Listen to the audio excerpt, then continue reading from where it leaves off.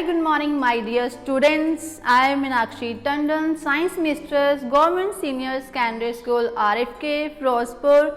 Welcome to you, Navi Udaan Projects, Chanan Munare Channel, Online Education Program Channel. सो बेटा जी इस channel के राही तुहानू वख-वख विषयों का बहुत ही वधिया अध्ययन करवाया जाएगा विषया माहर वालों। अज असी करन जा रहे हैं 10th क्लास चैप्टर 6 लाइफ प्रोसैसिस जैविक क्रियावां का बहुत ही interesting topic that is circulatory system, लहू गेड़ प्रणाली, लहू परिवहन प्रणाली। What is circulatory system? सर्कुलेटरी सिस्टम है कि सो बेटा सर्कुलेटरी सिस्टम की है that transports the oxygen, nutrients and other products in our whole the body to whole body parts in the tissues through blood, and also it transports the waste metabolic products and carbon dioxide away from the body. लहू परिवहन प्रणाली दे विच बेटा जी साडे शरीर दे अंदर सारे oxygen, पोषक तत्तां, hormones का परिवहन हो रहा लहू दे राही अते लहू दे राही ही जिहड़े वेस्ट प्रोडक्ट्स है, फालतू प्रोडक्ट्स जिहड़े साडे शरीर दे अंदर बनदे है जां फालतू कार्बन डाइऑक्साइड है उसका परिवहन, उसका बाहर निकास भी लहू द्वारा किया जाता है circulatory system Rahi.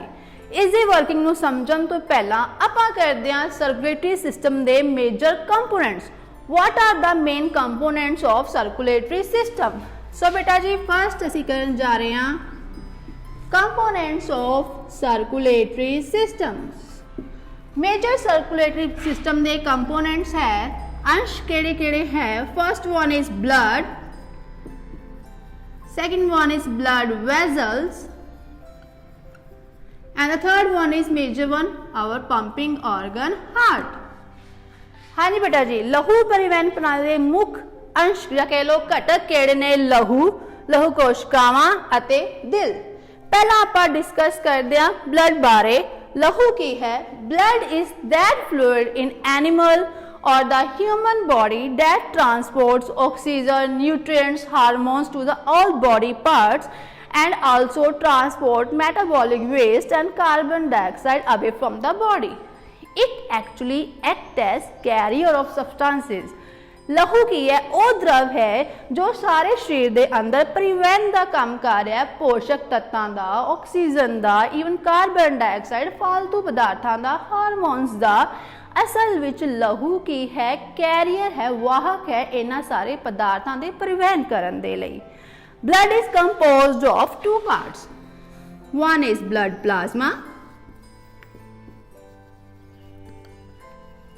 and the second one is blood cells that are of three types: RBC, WBC and the platelets.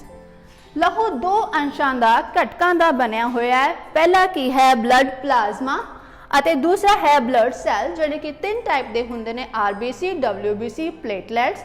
RBC red blood corpuscles लाल लहू रक्ताणु, WBC वाइट ब्लड कॉर्पसल्स सफेद लहू रक्ताणु एंड द प्लेटलेट्स।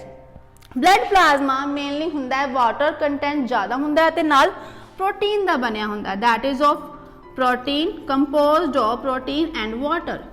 इस विच ज़्यादा अंश पानी का है अते प्रोटीन जो साडे शरीर के अंदर मेजर प्रोटीन पार्ट है ब्लड प्लाज्मा के अंदर हुंदा है। Albumin is one of the most important अते जिहड़े ब्लड सैल्स है RBC, WBC, प्लेटलेट्स ये साडे सोल्जर्स की तरह एक्ट करते हैं, जिहड़े मेजर फंक्शंस ने ये सारे पार्ट्स कर रहे हैं। So blood is composed of two parts blood plasma and blood cells. Next आपां करदे आ ब्लड दे फंक्शन। अक्सर चे फंक्शंस की करदा है लहू दे काम की है। लेट्स बेटा जी ब्लड दे फंक्शन याद करन दे लई आपां करदे हैं एक sequence that is TPR। What is TPR? T is for transportation,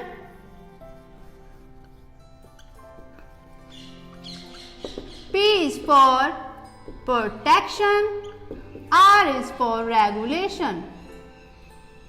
सो तीन मेजर फंक्शन है blood they. First is transportation परिवहन का काम करना, सेकेंड इज प्रोटेक्शन रक्षा का काम करना, third is regulation. So first transportation किदी ट्रांसपोर्टेशन करता है? So blood transport oxygen, to the all body parts and the body tissue. Second one, hormones, ਜਿਹੜੇ ਸਾਡੇ body ਦੇ ਅੰਦਰ ਹਾਰਮੋਨਸ ਬਣਦੇ ਆ ਉਹਦਾ ਪਰਿਵਹਨ ਕਰਨਾ. Third one is nutrients, ਜਿਹੜਾ ਅਸੀਂ ਭੋਜਨ ਪ੍ਰਣਾਲੀ ਚੋਂ ਨਿਊਟ੍ਰੀਐਂਟਸ ਗ੍ਰਹਿਣ ਕਰਦੇ ਆ ਉਹਦਾ ਸਾਰੇ body parts tissue ਨੂੰ ਪਰਿਵਹਨ ਕਰਨਾ. And what is transport away from the body? body ਤੋਂ ਬਾਹਰ ਕੀ ਨਿਕਲਦਾ ਹੈ? ਨਿਕਲਦਾ ਹੈ carbon dioxide and the metabolic waste, ਜਿਹੜੇ ਸਾਡੀ ਬੋਡੀ ਦੇ ਅੰਦਰ ਮੈਟਾਬੋਲਿਕ ਐਕਟੀਵਿਟੀਜ਼ ਨਾਲ ਜਿਹੜੇ ਮੈਟਾਬੋਲਿਕ ਵੇਸਟ ਪ੍ਰੋਡਿਊਸ ਹੋ ਰਿਹਾ ਹੈ ਉਸ ਨੂੰ ਬਾਹਰ ਕੱਢਦਾ ਹੈ. ਸੋ ਬਲੱਡ ਕੀ ਟਰਾਂਸਪੋਰਟ ਕਰ ਰਿਹਾ ਹੈ? ਆਕਸੀਜਨ, ਹਾਰਮੋਨਸ, ਨਿਊਟ੍ਰੀਐਂਟਸ ਐਂਡ ਕੀ ਬਾਹਰ ਨਿਕਾਲਦਾ ਹੈ? Carbon dioxide, metabolic waste. Protection, next function है ब्लड दा प्रोटेक्शन. की रक्षा करता है? ब्लड के अंदर जो WBC है बेटा जी, सफेद लहू रक्ताणु, ये साडे शरीर के अंदर सैनिक का काम करते हैं, सोल्जर्स की तरह एक्ट करते हैं. जो बॉडी के अंदर कोई इन्वेडिंग पार्टिकल एक्ट करता है उसनों खत्म करने लई रक्षक प्रणाली के तौर पर सैनिक का फोर्स का काम करते हैं. अते ये साडी होर कितों प्रोटेक्शन करता है? इन्वेडिंग पार्टिकल्स तो इलावा साड़ी बॉडी के अंदर जो रेगुलेशन है, व्हाट इज रेगुलेशन, की नियंत्रण कर रहा है बॉडी के अंदर? बॉडी के अंदर साड़ी बॉडी के बैलेंस करने के लिए वाटर लैवल, न्यूट्रिएंट लैवल नू मेनटेन करता है. एंड होर की बैलेंस करता है बॉडी के अंदर? Main one is temperature. That is a function of regulation. Act as blood act as regulating agent. It regulates the water level, nutrient level and main one sari body का temperature ਨੂੰ maintain करता है, body ਨੂੰ balance form च करता है, that is blood. इसी blood बारे तो major portion जो ताड़े इस topic च cover हो रहे हैं, what are the major components of the circulatory system? First question cover. Second is the major functions of blood. Next ਅਸੀਂ ਕਰਦੇ हैं blood vessel. Second components of circulatory system, that is the blood vessels. So beta ji blood vessels are of three type.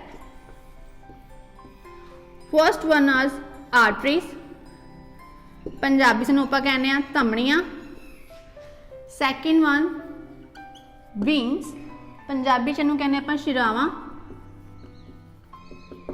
And the third ones are blood capillaries, ਕੋਸ਼ਿਕਾਵਾਂ.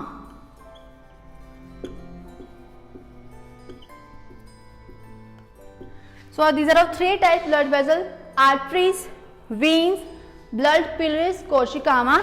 So arteries को याद करदा धमनियां की हुंदे ने? A for arteries, A for away. Arteries की करदी है? A blood ਨੂੰ heart ਤੋਂ away लेके जाते ने सारे बॉडी पार्ट, सारे टिश्यूज तक उसका ट्रांसपोर्टेशन करदी ने आर्टरीज राही, धमनियां राही. क्योंकि यह साफ ब्लड लैके जा रही है, ऑक्सीजनेटेड ब्लड लैके जा रही ने, इस करके ज़्यादा प्रैशर फील होंदा है इन्हां अंदर. सो इस करके थोड़िया थिक होंदे ने वीन्स comparatively.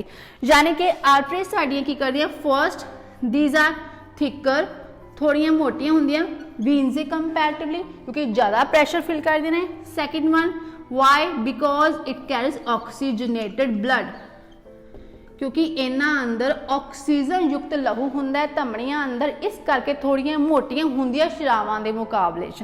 Third one is it carries blood, कित्थे लैके जांदी है बेटा जी? हार्ट तो. It carries blood from heart to tissues, पूरे बॉडी पार्ट्स तक कैरी करदी ने धमनियां oxygenated blood to the all body parts from heart to tissues. हुण जब वीन्स का कंपैरिजन करिए, वीन्स की करते हैं? Veins carries a deoxygenated blood, उन्हां अंदर ऑक्सीजन युक्त ब्लड लहू नहीं हुंदा, डीऑक्सीजनेटेड हुंदा है. अते क्योंकि वो डीऑक्सीजनेटेड है, ज़्यादा प्रैशर उन्हां अंदर नहीं हुंदा, इस करके आर्टरीज के कंपैरिजन थोड़ियां थिनर हुंदियां ने. So these are thinner,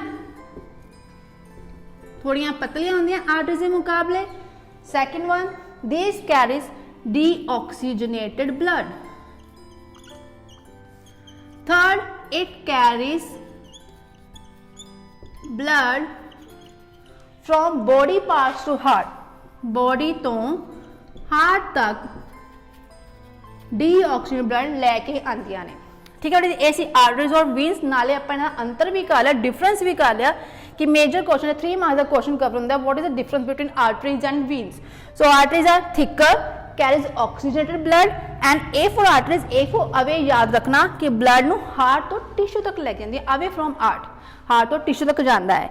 वीन्स are thinner and carries deoxygenated blood and carries blood from body to heart सारे बॉडी पार्ट्स और डीऑक्सीजन ब्लड इकट्ठा होकर हार्ट तक वीन्स लैके आंदियां, शरावां लैके आंदियां ने। Third one is blood capillaries, blood कोशिकावां एक्चुअल में वो साइट प्रोवाइड करते हैं जिथे जो ट्रांसपोर्टेशन हो रही है। तुहानूं याद होएगा कि जदों आपां पल्मरी दे अंदर लंग्स दे अंदर एक्सचेंज ऑफ गैसेस कीता सी, आपां इत्थे करदे हां कि एल्वियोले दे अंदर जदों ऑक्सीजन और कार्बन डाइऑक्साइड का परिवहन होंदा है, इत्थों होंदा है, वो कोशिकावां ही होंदियां ने, कोशिकावां साइट प्रोवाइड करदियां ने जिथे actual transportation exchange of gases हो रहा है। सो सारे एक्सचेंज ऑफ गैसेस ऑक्सीजन नू देना हार्ट नू और कार्बन डाइऑक्साइड लंग्स नू देना, वो साइट प्रोवाइड कर देंगे ब्लड कैपिलरीज और कोशिकावां। इस second component blood vessels. Now come to third component heart, the major part of the circulatory system, heart.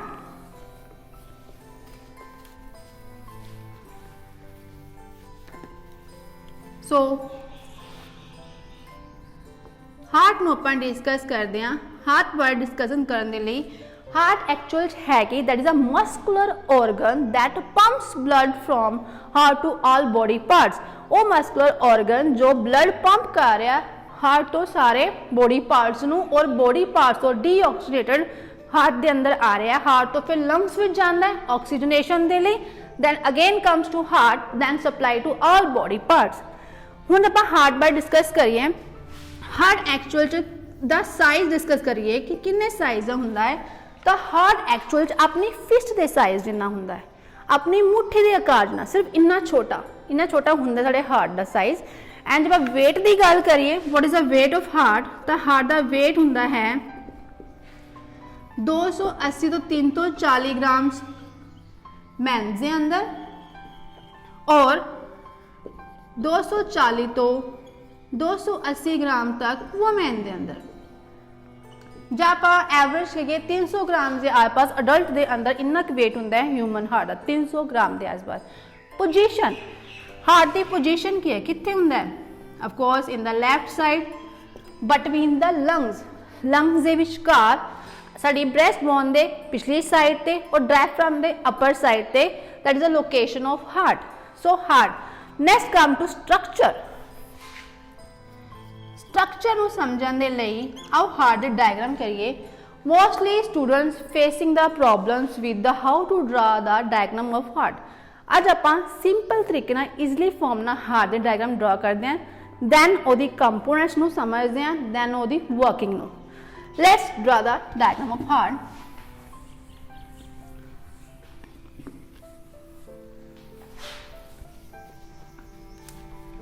ध्यान नाल देखना बेटा जी, in very easy manner. First step which असीं शेप ड्रा करते हैं, दैन सेंटर सैप्टा जिहड़े दोनों पार्ट्स नू डिवाइड करता है,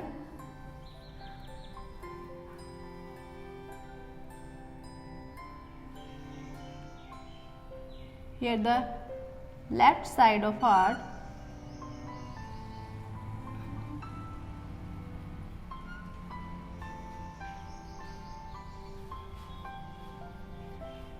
that is a wall that divides the left and right septum।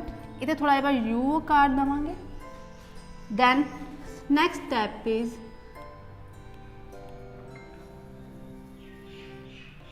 Here, थोड़ा जा इत्थों से टिल्ट करांगे,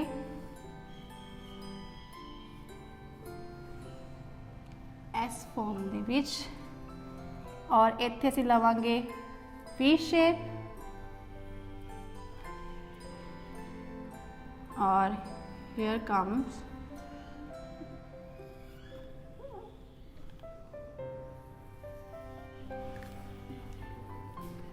easy way to डायग्राम। किस तरह आप इजी फॉर्म में डायग्राम ड्रॉ करते हैं।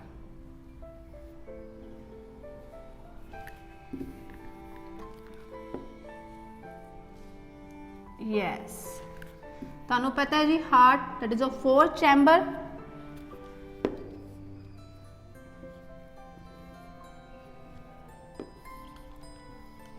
और इत्थे साडे कोल है यस।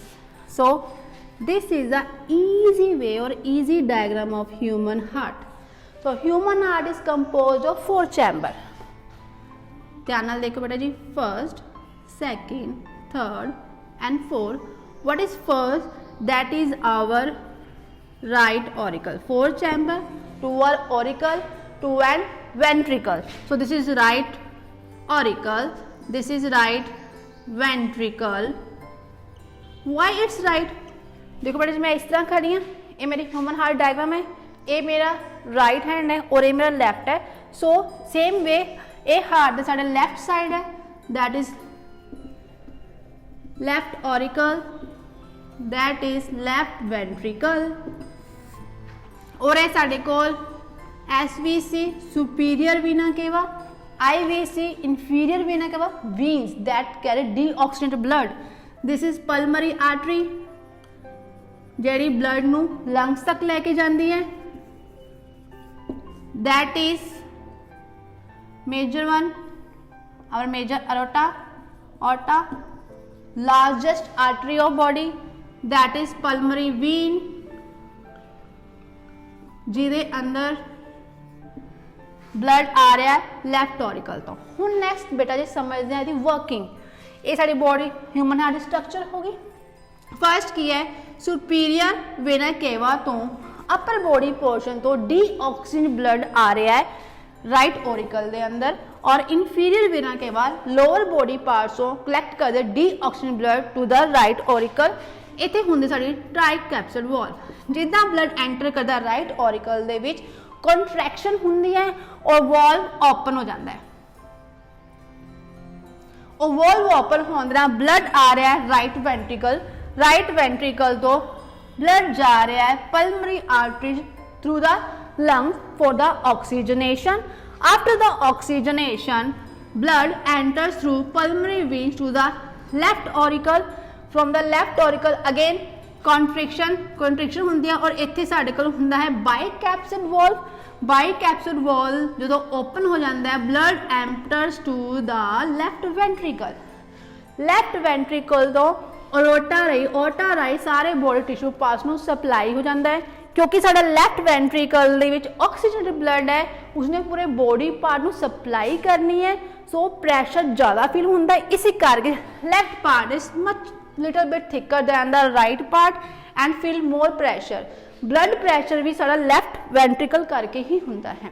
सो इस तरह ओटा तो सारे बॉडी पार्ट्स नू सप्लाई हो जाते हैं ब्लड पार्ट्स की। इसनू ईजी वे ना फ्लो डायग्राम ना समझते हैं बेटा जी, it's very easy. Body parts तो ब्लड गया, कितने गया? Right auricle. राइट ऑरिकल तो गया राइट वेंट्रिकल। राइट वेंट्रिकल तो गया लंग्स। लंग्स तो हो दी oxygenation. After lungs is comes to our left auricle. After left auricle is go to left ventricle. Left ventricle तो सारे बॉडी पार्ट्स के अंदर सप्लाई हो रही है। ये इत्थे सारा डीऑक्सीजनेटेड ब्लड जिहड़ा कि बॉडी पार्ट्स तो आ रहा है। कौन लैके आंदा है? एसवीसी आईवीसी वेना केवा वीन्स लैके आंदियां ने।